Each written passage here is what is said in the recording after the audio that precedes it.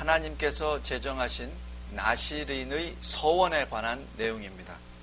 나시린의 서원은 이 구약에서 매우 중요합니다. 하나님께 봉사하는 일, 하나님께 인격적인 제사를 드리는 일, 이것이 극히 중요합니다. 이러한 헌신이 점점 사라져가는 시대에 우리가 살고 있기 때문입니다.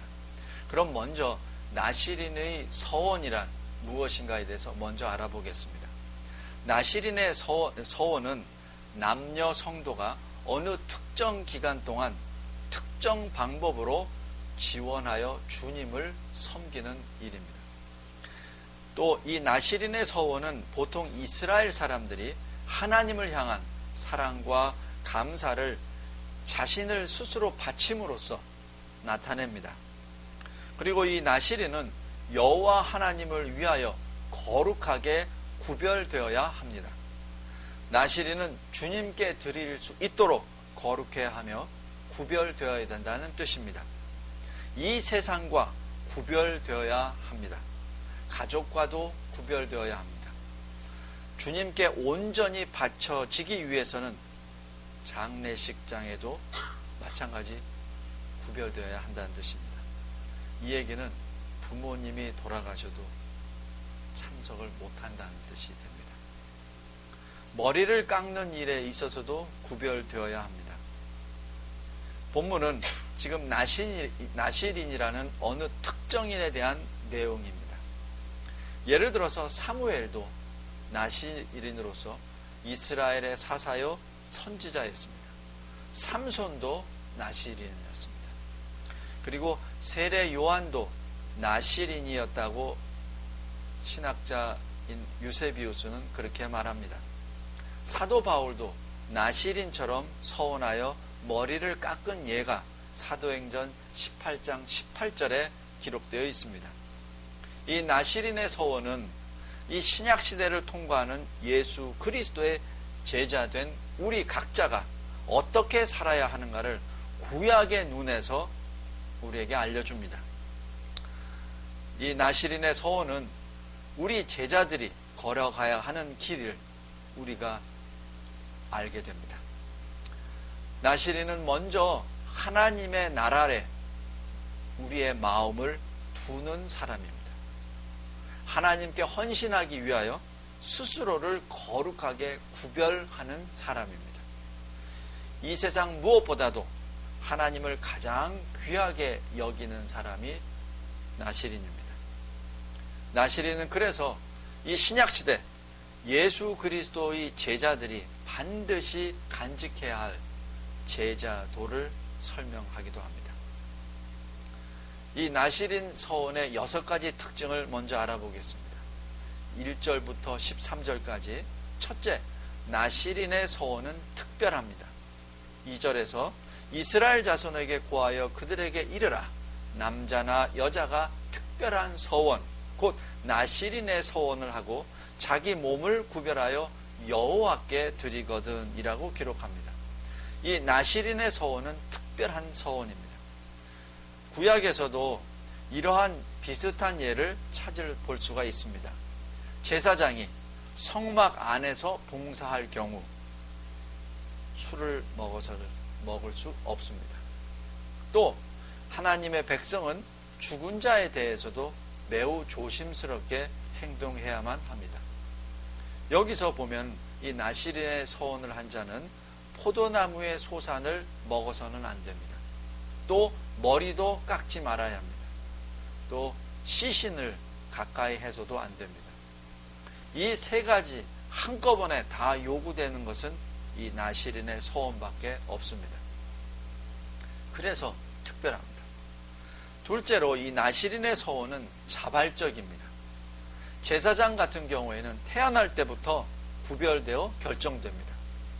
레위인의 자손이면서 남자 중에서 제사장과 레위인으로 구별되기 때문입니다. 그러나 이 나시린의 서원은 자발적입니다. 누구나 나시린이 될 수 있습니다. 그러나 이 나시린은 누가 강요에 의해서 되는 것이 아니라 자기의 의지와 소망에 따라서 남자든 여자든 할 수 있습니다. 나시린은 그래서 선택권이 있습니다. 또 셋째로 이 나시린의 서원은 인격적입니다. 한 개인이 그 인격체가 살아계신 하나님께 자신을 바친다는 개인적이며 인격적인 서원입니다. 넷째로 이 나시린의 서원은 공개적입니다. 이스라엘 진안에 있는 모든 사람들이 누가 나시린이다 하는 사실을 즉각적으로 식별할 수 있습니다. 모든 나시린은 이스라엘 진안에서 쉽게 식별이 가능합니다. 그래서 나시린의 서원은 공개적입니다. 외형적으로 알 수 있습니다. 마치 세례 요한이 눈에 딱 띄듯이 나시린도 동시대 사람들과 외형적으로 가시적으로 구별됩니다. 다섯째로 이 나시린의 서원은 많은 비용을 치러야 합니다. 여기서 비용이란 돈이 아닙니다. 자기 인생에 관한 내용입니다. 예를 들어서 나시린의 서원을 한 이후에 가족에 누가 죽었을 경우 그 장례식에 참석할 수 없습니다. 아무리 가까운 친족, 아무리 가까운 사람이 죽었다 하더라도 참석할 수 없습니다. 그 자체가 이 서원을 통하여 주님께 바치는 귀한 예물입니다. 만약 나시린으로 봉사하고 있는 동안에 누가 갑자기 그 내 옆에서 누가 죽었다고 예를 듭시다. 그러면은 그 나시린은 그 머리가 더럽게 되어 그 몸을 정결케 해야만 합니다. 왜냐하면 나와 의도하지 않았지만은 누가 내 옆에 갑자기 죽었기 때문에 그 일로 인하여 내 머리가 부정하게 됐다는 뜻입니다. 그래서 그 몸을 구별할 때 이 더럽혔기 때문에 지금까지 내가 지켰던 나시린으로서 서원했던 그 날은 다 무효가 됩니다. 그 제7일에 머리를 다시 깎고 밀고 제8일에 산비둘기나 집비둘기 2마리를 가지고 제사장에게 주어서 회막문에서 속죄제와 번제제를 드립니다. 그래서 시체로 인한 나의 죄가 거기서 사해야 됩니다. 그 정결 의식을 해야만 합니다. 그리고 다시 처음부터 다시 시작합니다. 고대 히브리 랍비가 읽었던 구약 주에서의 한 여왕의 이야기가 기록되어 있습니다. 그 여왕이 7년간 나시린 서원을 하였습니다. 이제 7년을 다 앞둔 마지막 일주 전에 그 여왕의 같이 옆에 서 있던 신하가 갑자기 죽었습니다.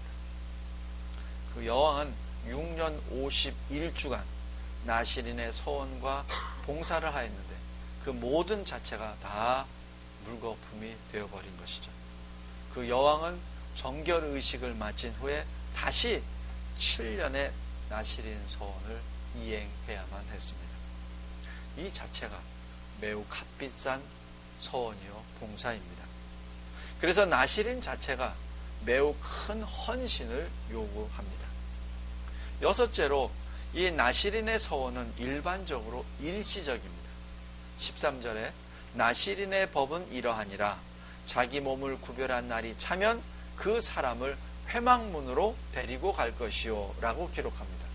다시 얘기해서 이 나시린의 서원을 한 사람은 그 기간이 정해져 있다는 것을 의미합니다.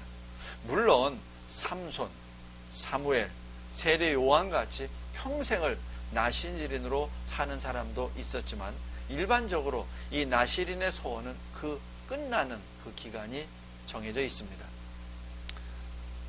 요약하면은 나시린은 먼저 하나님 나라에 마음을 둡니다. 둘째로 하나님을 위하여 이 세상과 거룩하게 구별됩니다. 그리고 하나님을 가장 귀하게 여기는 제자의 삶을 살아가는 자가 나시린입니다. 오늘 이 나시린의 삶을 통하여 지금 우리가에게 무엇을 교훈하시는지 세 가지를 얻고자 합니다. 첫 번째로 나시린은 땅의 소산을 삼가라고 명을 받았습니다. 오늘 본문 3절 4절 이렇게 기록되어 있습니다.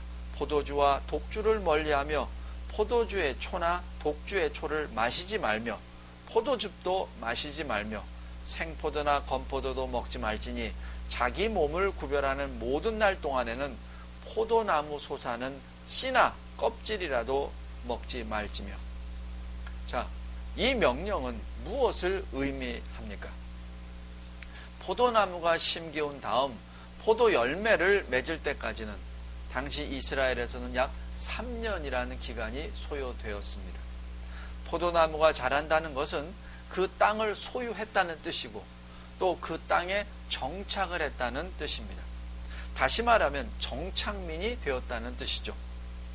양을 치는 사람은 그래서 자신의 포도나무를 심을 수 없습니다. 왜냐하면 양 치는 사람은 계속 수시로 그 풀이 있는 곳으로 이동해야 하기 때문에 어느 장소에 정착을 할 수 없기 때문입니다.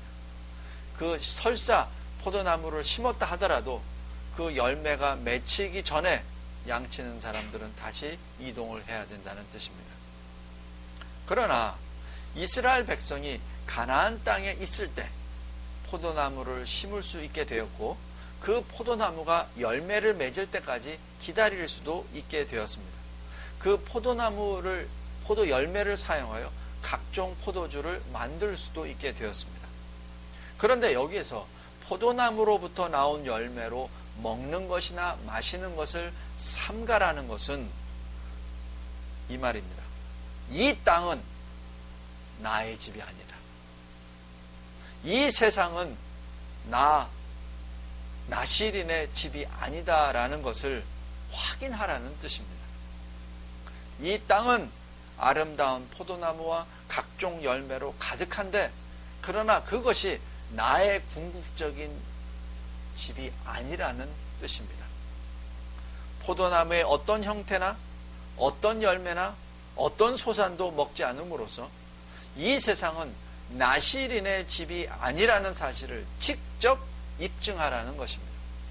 성도 여러분, 우리 믿는 자들 또한 우리 삶 속에서 우리의 선택 속에서 우리의 생각 속에서 우리의 행동 속에서 이 세상이 우리의 영원한 집이 아니라는 증거를 나타내어야 합니다.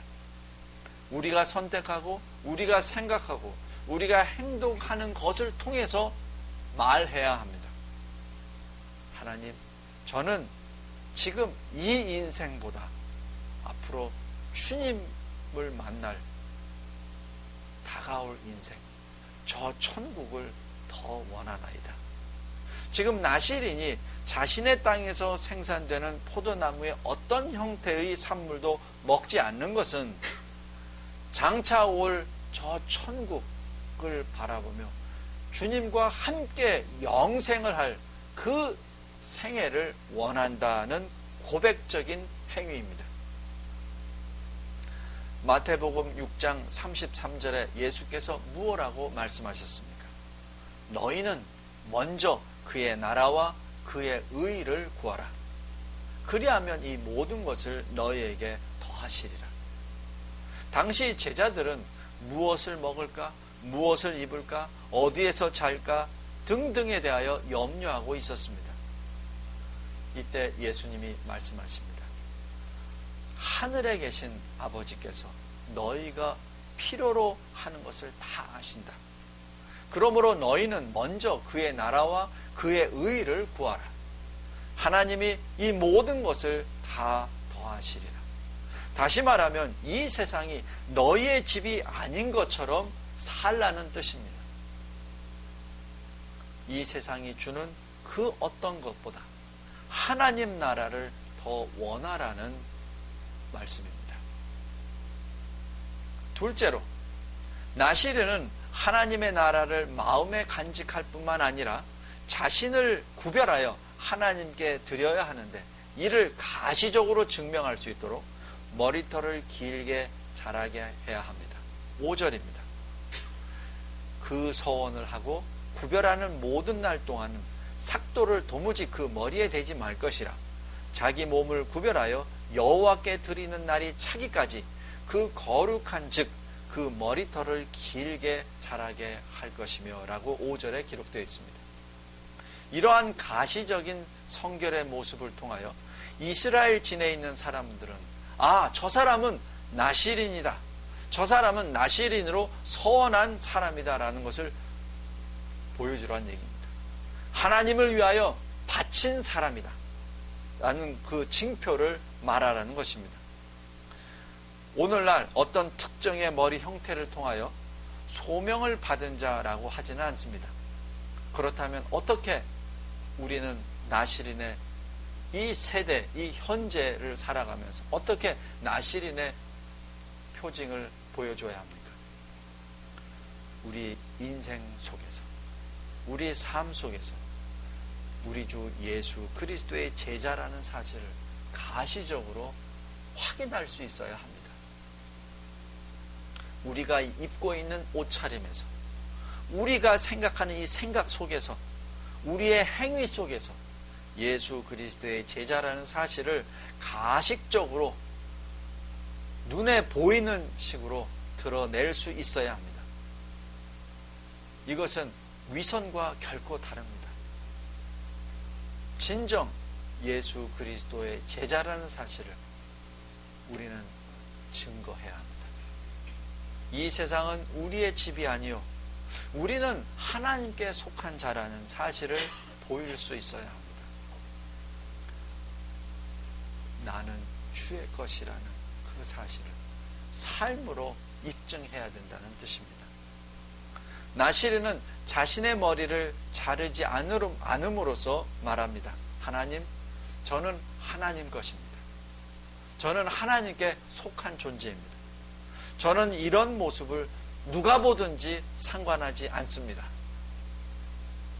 이 세상의 문화에 자기 자신을 섞지 않겠다는, 혼합시키지 않겠다는 의지입니다. 예수 그리스도의 제자자로서 이 세상에 범람하고 있는 온갖 문화 유행에 자신을 내버려 두어 그 흐름에 섞어두지 않는다는 뜻입니다. 하나님께 속한 자로서, 하나님의 소유된 자로서 누가 보든지 상관하지 않습니다 라는 고백입니다. 사도 바울은 로마서 12장에 이렇게 기록하였습니다. 너희 몸을 하나님이 기뻐하시는 거룩한 산제사로 드리라. 나는 주님에게 속합니다 라는 또 다른 표현입니다.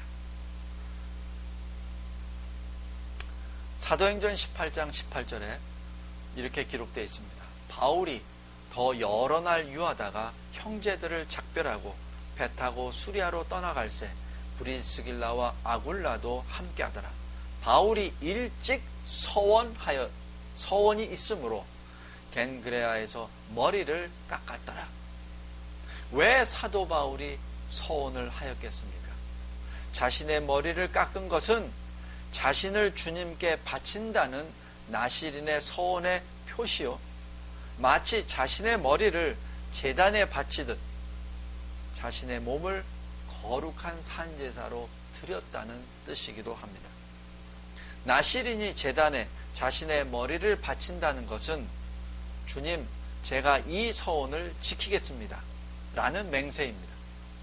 그 기간이 2년이 됐든 3년이 됐든 7년이 됐든 제단에 드려진 저 머리털이 저의 맹세의 징표입니다. 저는 주님을 위하여 이 서원을 합니다. 주님, 저는 주의 것입니다. 주님은 제자들에게 말씀하십니다. 요한복음 4장 34절에 나의 양식은 나를 보내신 이의 뜻을 행하며 그의 일을 온전히 이루는 이것이니라. 그러므로 모든 제자들은 하나님께 드려지도록 준비되어야 합니다. 하나님께 성별되어 거룩하게 드려지도록 준비되어야 합니다. 하나님을 위하여 살고 하나님을 위하여 죽도록 준비되어야 합니다. 아니, 하나님을 위하여 죽고 살아야 합니다. 나실인은 하나님 나라를 위한 마음, 하나님을 위한 성별된 제자의 모습입니다. 마지막 셋째로 나시린은 하나님을 귀하게 여기는 제자의 모습을 우리에게 보여줍니다. 6절 7절에 이렇게 기록합니다.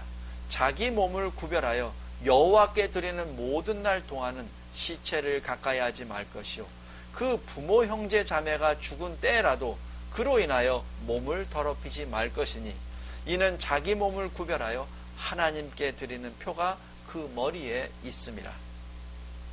나시린은 자신이 서원할 때 그 기간 중에 죽음을, 시신을 멀리해야 합니다. 왜냐하면 살아계신 하나님을 위하여 구별되는 것이 살아계신 하나님의 증인이 되어야 하기 때문입니다. 만약 나시린의 아들이 자신이 서원하는 그 기간 중에 죽었다고 해봅시다. 자신의 아들 그 시신에 가까이 갈 수 없다는 뜻입니다. 자기 자신의 아들의 장례식에도 참석할 수 없다는 뜻입니다. 만약 나시린으로 서약한 자의 아내가 죽었다 하더라도 그 아내의 장례식에 참석할 수 없다는 뜻이 되기도 합니다. 이는 우리에게 무엇보다도 하나님이 가장 중요하다는 뜻입니다. 하나님이 그 무엇보다 귀중하시다는 뜻입니다. 우리 인생 중에서 우리의 선택, 우리의 생각, 우리의 행동 등에서 나타나는 모든 것들 중에서 하나님이 그 누구보다, 그 무엇보다 중요하다는 것입니다. 나시린이 되기 위하여 하나님께 영광을 드리기 원하는 마음을 가져야 합니다. 이는 어디에서부터 나옵니까? 자기를 부인하는 데서부터 시작됩니다. 문제는 자기를 부인하지 않고 하나님께 영광을 드릴 수 없다는 사실입니다. 예수님은 마태복음 16장 24절에 이렇게 말씀하십니다. 아무든지 나를 따라오려거든 자기를 부인하라. 성도 여러분, 나시린이 하나님께 바치는 일이 먼저가 아닙니다. 실은 하나님이 나시린을 위하여 먼저 하나님이 그의 생명을 주셨습니다. 그 사실을 결코 잊어서는 안 됩니다. 나시린이 서원을 합니다. 왜 서원합니까? 왜냐하면 하나님이 그들을 먼저 구원하셨기 때문에 서원하는 것입니다. 나시린의 서원은 그러므로 하나님이 먼저 베푸신 그 은혜의 감사의 표시입니다. 신약시대도 마찬가지입니다. 제자들은 예수 그리스도께서 기도하시는 주님을 먼저 보았습니다. 마태복음 26장 39절에 주님이 하나님 아버지께 이렇게 기도합니다. 내 아버지여, 만일 할만하시거든 이 잔을 내게서 지나가게 하옵소서. 그러나 나의 원대로 마옵시고 아버지의 원대로 하옵소서. 왜냐하면 나는 내 백성을 위하여 이미 이 잔을 받을 준비가 되었나이다. 제자들은 십자가상에서 우리 주님이 자신의 어머니를 내려다 보시며 말씀하시는 것을 보았습니다. 주님이 말씀하십니다. 어머니, 나는 어머니의 장례식에 갈 수 없습니다. 나는 어머니께서 필요하실 때 함께 있을 수도 없습니다. 왜냐하면 나의 전부를 하나님께 바쳤기 때문입니다. 나는 나의 전부를 내 백성을 구원하기 위하여 다 바쳤기 때문입니다. 주님을 바라봅니다. 그리스도 자신이 우리를 위하여 이미 하나님 아버지께 모든 것을 다 드림으로써 성취하신 구속 역사에 대한 감사가 넘칠 따름입니다. 성도 여러분, 천국의 소망이 우리의 소망이요, 나는 주님의 것이라는 그 고백이 나의 고백이요, 오직 주를 위하여 나 자신을 부인하는 것이 나의 삶이 되어야 합니다. 이 길이 주님께 나아가는 길입니다. 왜 그렇습니까? 왜냐하면 우리는 하나님의 자녀요, 하나님께 속한 자요. 우리는 하나님이 우리를 먼저 사랑하셨기에 하나님을 사랑할 수밖에 없는 하나님의 자녀이기 때문입니다. 기도하겠습니다. 하나님